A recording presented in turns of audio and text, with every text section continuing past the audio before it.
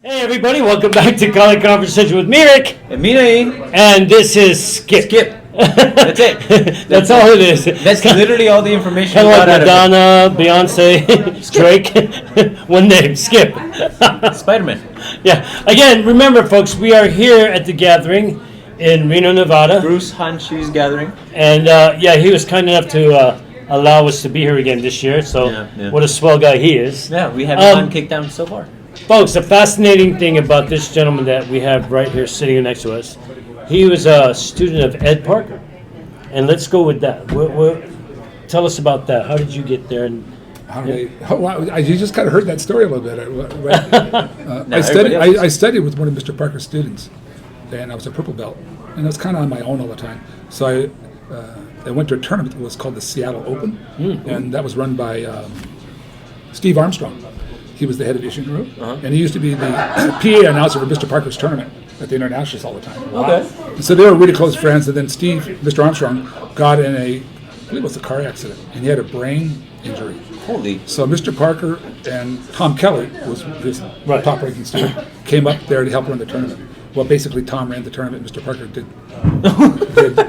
I was really humbled. He actually stayed with me the whole day and watched me do my stuff. wow, that's Really? cool. Yeah, and he just had his Hawaiian shirt on. Yep. He was so human. That's- you know, yeah, because I was that's- totally intimidated, right, the whole time. Of course. He's watching me fight, watching me do my forms, whatever. So, in the evening, they had finals like they did on a stage and stuff to license several thousand people.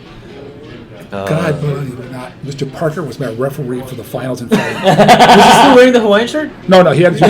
He jumped to the gi. But he was so dynamic. So if somebody got a point, he'd go, point red. Oh my God, the whole place would go, score to the point. We want to watch Mr. Parker do something again. So now, That's awesome. So now it's my turn, and I'm up there with this guy who was a green belt, some sort of karate, traditional karate style. And Mr. Parker was in the center. He goes, about each other, about a meeting. And he goes, fighting stances, with that voice. And he got down. And that guy got down in his deep fighting stance, right? I just stood there with my feet together and my hands at my side. I could see Mr. Parker look at me out of the corner of his eye. Kind of like, I know you heard me, kid. We've been together all day. I know you heard me. So he said, go. And that guy came charging across. All he did is take a step to the left, step to the right, step to the side, never turned. He went right past me, fell off the stage, broke his ankle, and I won. And that was my introduction to Mr. Parker. That's awesome. How'd you win? I stepped to the side. It was turned out to be pretty, because I didn't know that he told me years later, he said, you know, Skip, I probably told that story 500 times the first time I met you. Wow, I go, that's- what? That's hilarious. So my question is, what made you just step to the side? Only simplicity works under pressure that I just learned. Right? Yeah. And that was it. I saw his attitude. So attitude is how you arrange your body towards something. Right. So his attitude towards me told me that he was going to charge and that he was all power. So how old were you when this happened? 27. Wow, and you already had that idea. So you have to understand, I didn't start this art until I was 27 years old. Well, that's what I'm saying. But you already understood that. Oh, I'll just sidestep this guy because he's got all this. I mean, where does that come from? If you're just a purple belt, you shouldn't be even knowing this stuff. This is driving me. I'm trying to figure this out. I had a lot of life experiences. Okay. So I think that would be my strength in teaching self-defense. I never consider myself to be the strongest, the fastest, the smartest, or whatever like that. But, you know, by the time I was 20, I'd already traveled 100,000 miles around the world. Wow. Doing what? One time, for example, I felt like God wanted me to go to Spain, so I spent 6 months in Europe with no money for 6 months, and ended up in Chile one time, and all kinds of places like that. And so, and my mother used to say, I have the worst two types of blood: gypsy blood and fishing blood. I like it. So I just travel around the world and go fishing. And so when the student, literally, I kid you not, students will come in and say, Skip, if you want to come to Scotland, we can fish for this, right? Yeah. So I'll go and teach, right? But I get to go fishing too. There you go. So I love to fish. The best of both worlds. The thing about that is what it does, and my degrees were in anthropology, and so it gives me. I love how he skips over the fact that he had degrees while traveling and getting fish. Oh, well, the point being is that you have a large idea about self-defense. So when you've been in the water in the South Pacific and a great white shark is coming at you, it's a lot more difficult than some guy talking trash to you on the street. Yeah, pretty much. I mean, There's a pucker factor on Yeah. one, not the other. there's a kid story like that. I was in Cordova, Alaska, where my friends were from college, and we were fishing. And this guy just came down. I was down on this little bank. He started yelling at me that I'd cut him off. It's a dirt road, one lane dirt road going 40 miles to nowhere. This guy had a big truck with rocks on it, and he was parked. I saw him there, and I just drove and parked. He said I cut him off, and I'm like, "What are you talking about? You weren't even moving. He was just sitting there." Wow. So anyway, he challenged me to a fight. Well, the day before, my wife and I had been fishing this other stream, and this 1,600-pound brown bear showed up. His head was this big. Brown bear. Whoa. Jeez. And he only had to go across a foot of water to get to us. And then on one part there was this deep water. I was really concerned about my wife because he was like 16 times bigger than her. So I picked up the fish we had. We had a canoe. Put it in the canoe, and I said, "Just come towards me slowly. Don't get cut off because if you have to go that way, he's gonna get you." Yeah. So he came charging across. But what he did is he hit the deep water, so he had to swim. Right. We got out. Right. Yeah, it slowed him down, right. So the next day, this guy's talking trash to me, and I kept seeing this bear, and I'm thinking, "You got to be kidding!" So when I said, "I'll be right up," I just got out of my neoprene because that's kind of Yeah. icky. And I got up, and then I said, "Okay, I'm here. You know, let's not waste any time. Just cut the talk and let's go." And he just looked, and he just drove off. He got back in his truck and drove off. but the point is the attitude of the bear versus the comparative attitude of a guy, human Right. being, no matter how big and strong he is, Right. Right. it's not the same. No. So in that story with that idea like that, I had done many things like that over the years. I lived in El Salvador for 1 year, Right. and I saw somebody die every day for 1 year. Yeah, that's yeah. I've So, heard those. so under the pressure of somebody punching at me in a karate tournament, it's kind of like minimal, right? Yeah. This, so this is I see death all day. if this is a 10, then you're doing a 1 at me, and you Yeah. want me to get nervous. Right. So that allowed me to stay calm under pressure. That's an interesting thought because you thinking about that. I'm trying to wrap my head around this, but you're absolutely right. When you've gotten to the biggest, baddest guy on the block, Yeah. and these little guys say, "Hey, I'm gonna make you," and you're like, "Whatever, dude." 1,600-pound bear. You know, Yeah. I mean, And that's crazy. Great white shark. Murder squads. So I wrote a Guy book. in a tournament. So we'll tell a story. We're ready to do whatever, right? So I wrote a book called Be Awareness, just called Aware. And in the book, we have about 26 stories, and it's all about awareness. And my students write stories, and then I go back and analyze the story Right. for their lack of awareness or amount of awareness they had, as well as I have 5 or 6 stories. And the last story is called Tofoa'a. Tofoa'a is the Tongan word in Polynesia for whale. So I grew up on a farm in Green Acres, Washington, and I ended up in the South Pacific there. On this little island, I lived in paradise. Right. These people, when I lived there, they had never seen a car, they'd never seen a plane. They had no electricity, no running water, nothing. No trails, That's no awesome. roads, just Right. trails. And we basically lived in the ocean. So I went diving 6 hours a day, 6 days a week.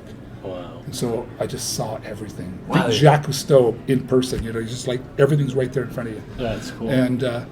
And I learned from the greatest fisherman in the 20th century of Tonga, from Right. my Polynesian father, so to speak, and my younger brother, who was at the time about 16, 17, And how old So- were you during this time? Sorry to cut you off. 21, 20, well, maybe 22. So we were out one day. My father was so incredible.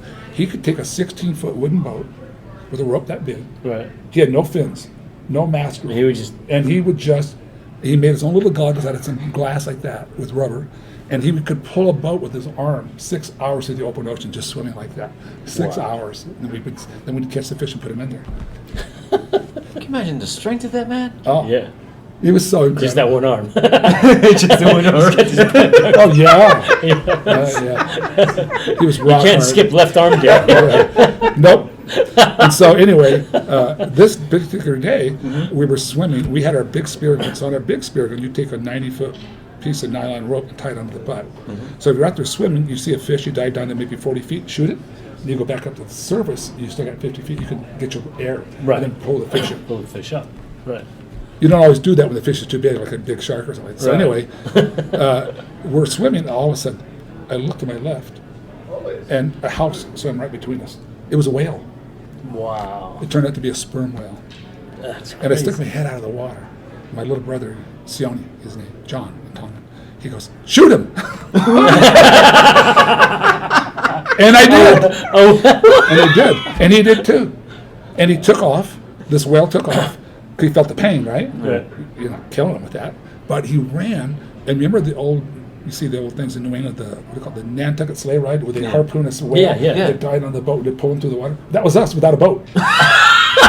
And he pulled us through the water, we're spinning around, and he ran up on a reef. Oh, wow. And got stuck. So then my father, my brother, and I killed him, right? Dinner. And then all the people from the island, there was only 400 people living on my island. Right, and they everybody came out else. and we ate whale. Then what happens is the sharks come in. Of course. They feed on the whale. And so I couldn't do anything. I went back to the land and I just sat there for 3 days. I was like, I'm a farm kid from Greenwich, Washington. I'm in the water. What the hell did I just do? Well, how far have I come? This is what I live like. I just think this way. That's so. That's awesome. And of course, I didn't know anything about the ocean, so I didn't have to learn to translate. I just learned every word straight out. So tongue is actually my best language, right? Because I didn't have to translate anything. Right. I didn't know what the whale, this fish is called, or that fish in English. Yeah. So even when I teach camps, I probably taught about 100 camps in Hawaii. I translate from Tongan to Hawaiian to English. So anyway, That's going to drive everybody crazy. so finally on the third day, some of the older guys, come on, Skip, let's go back out there. So I went with my father, and there was 2 other adult guys and my younger brother. So we had 3 spear guns, and we're on the boat, and the Tongans have seen everything, so they don't get really anxious about the water, you know. All of a sudden they're going like this, bah, bah, bah, bah, bah. You look, and there's this big gray thing coming from a distance. And it's a great white shark, and he's wider than our 16-foot boat. Oh, wow. And it's 4 feet this side of it and 4 feet that side of it. He's about 25 feet.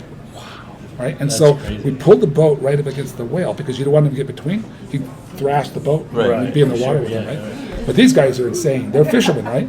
So we took the butt in, the rope of one, tied it to the bow of the boat. And my brother and I, we were the youngest guys, so we hang on to the rope of other guns. One guy walks around on the reef to the other side of the whale where the shark is. Right. And the 2 other guys jump on the whale. And that shark came out of the water. The big sharks turned upside down so they could open their jaws to bite. And if you took this from here to there, cubic. That was his bite.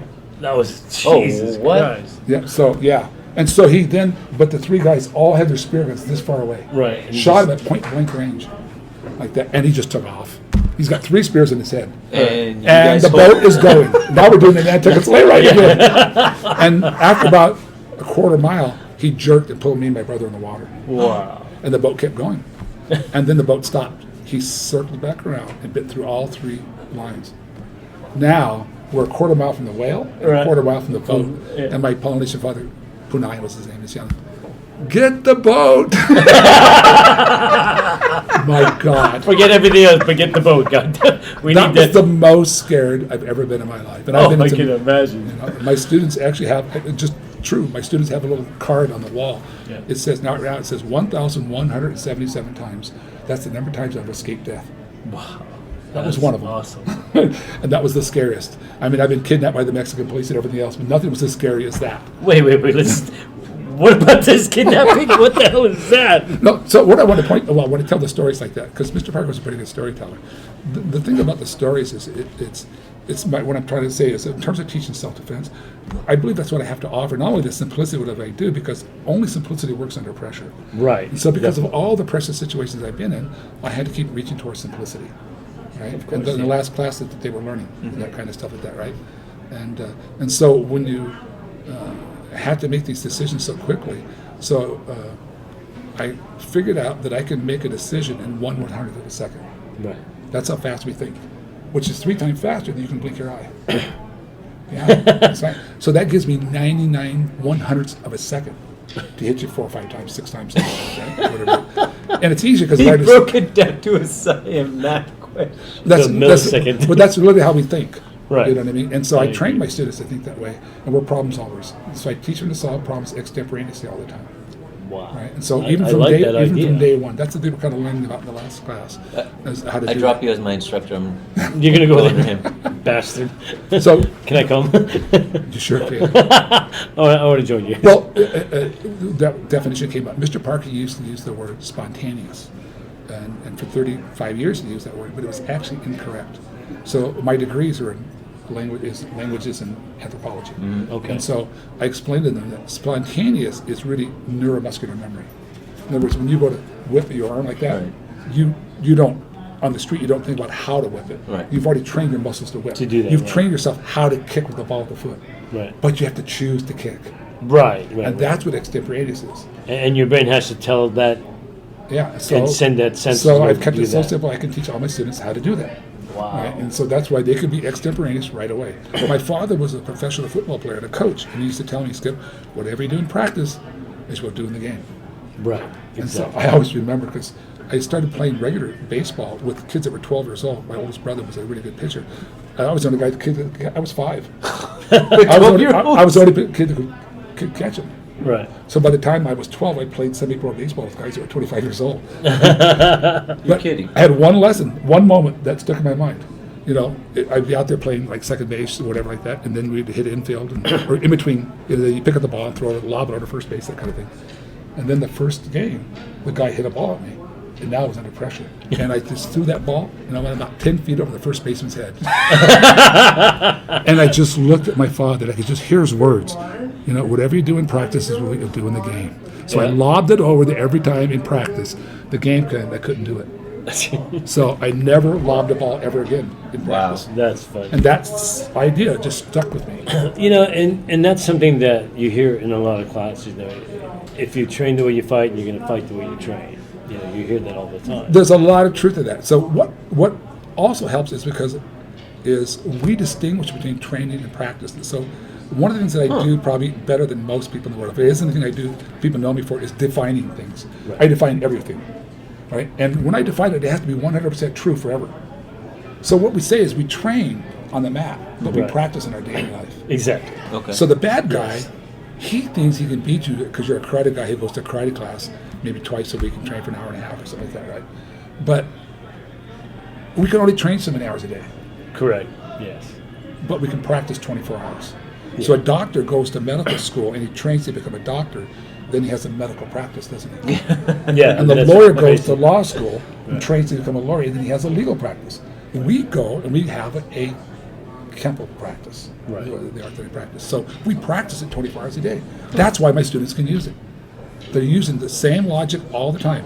And so everything's reduced down to the simplicity. You of know, the move. I find that, and you're absolutely right, but, you know, I've seen other schools where it's totally the opposite, that they can't get beyond themselves because of the way the things are taught to them, that they stay strictly with that. They don't look at the simplicity, they don't bother to change because this is what they were told to do. Right. So their mentality for changing anything, because you know I'm a firm believer that a lot of things the way they're taught can't work in the outside real world. Yeah. The street way fight. they're taught. Yeah, you can't. You know. It So doesn't then they work teach you ways. that, but they still teach it to you. Yeah, but they still teach it, and you're like, well, wait a minute. You're But it's telling part me of the curriculum. this is the way I'm practicing it. You're telling me to, you know. So here's how we practice. So for example, for years, and they just had a class over there with me on dominance factors. So when you're just leaving the eye, talk about the eye. So you have a dominant eye and a non-dominant eye. And left eye dominant people read this way, and right eye dominant people read this way. Right. And you have a dominant ear. So my kids, when they go to school at the beginning of the year, they go up to the teacher and say, "Ma'am, sir, I would like to be a really good student. Please do not put me in a seat alphabetically or whatever seating chart you've already made up. I am left eye, left ear. So if you sit me over here, I will be an A student. If you sit me over here, I'll be a D student." And they have to go Wow. back and tell me that they got the teacher to do that. If they didn't get the teacher to agree with it, then I go there and tell it to the teacher and explain these things to them. Wow, yeah. So, but the point is, here's an 8-year-old kid, 7-year-old kid putting it into practice right away and controlling the environment. Right. He That's has an great. attitude. He's arranged his body and mind towards something about learning, and now the teacher realizes, I've got something on my hands. You know, I have a genius. and then when this kid starts doing this all the time, Right. oh gosh, I had a teenage girl one day. She came to me and she said, we're always talking for a class of the kids because we are brutal with each other about how we do things in practice, in real life. Right. And she goes, oh, I had PE class today, and the teacher was teaching us, having us do sit-ups. And I said, sir, we're doing these incorrectly. We do them this way, we're going to hurt our back. She was 13. Male teacher. Right. Oh, he must be livid. He says, I'm the teacher in this, blah, blah, blah, blah, blah. Are you challenging my authority? I'm not challenging your authority, sir. I'm just saying that this is incorrect. My teacher is, and he says that, stuff like that. But one of my students, Arnold, is the #1 Pilates instructor in America. He's the master teacher of all the people. Right. So I called him up. He immediately typed up 2 pages. We signed it, gave it to her. She gave it to him the next day. She said, young lady, you challenged me. and I challenged you back, and you accepted my challenge. And this is correct. He got all the other PE teachers to change how they did their core stuff. I love it. So that's put it into practice. 13-year-old, I love it. Yeah, all the time. So and if they don't, then the rest of the group gets on them. Right. You let that slide by, you can't do that. So we're all about challenging. Now, let me ask you this. Where is your school? Because I think we might have to give up. Seriously, we might have to give up on everything we know. So one day I had these young kids. One girl was 6 and the boy was 9. And they were so excellent, even at then. Her nickname was Little Miss Excellence. Right? And the other boy was just incredible, the most incredible. And they did this tournament, they won their grand championships and stuff. And they're sitting in the audience, and these people, where do you guys train? Where do you train? Well, they were so innocent. He goes, oh, we train at the farm. Right. Because that's how they know it is.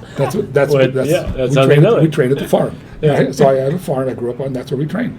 And but now, and one of my students had the big school for a while, and then he closed it down just to do computer work. And so I took on 35 of his students, and I kept them. Then they wouldn't leave. So I still had 8. I still had 8 of them I teach, but I just announced that I started going back on the road. I used to travel. Where's your school at? Where's this That farm is in Green Acres, Washington, right next to Spokane, Washington, in the Spokane Valley. Wow.